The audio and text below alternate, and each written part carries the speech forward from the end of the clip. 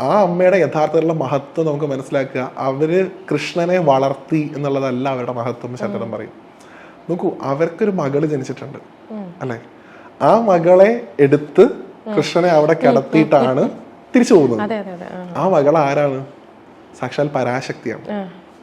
പരാശക്തിക്ക് ജന്മം കൊടുത്ത സ്ത്രീയാണ് യശോദ അല്ലെ. കൃഷ്ണനെ വളർത്തിയിട്ടേ ഉള്ളൂ.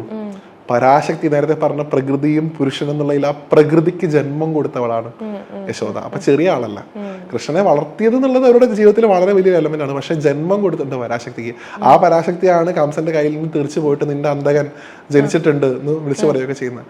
അപ്പൊ ദേവിക്ക് ജന്മം കൊടുത്ത ഒരു അമ്മ എന്ന് പറയുമ്പോൾ ദേവി തന്നെ ആരാണ്? നമ്മൾ ദേവി വിളിക്കുക ലോകമാതാവ്, പരാശക്തി, പ്രപഞ്ചമാതാവ് എന്നൊക്കെ വിളിക്കുക.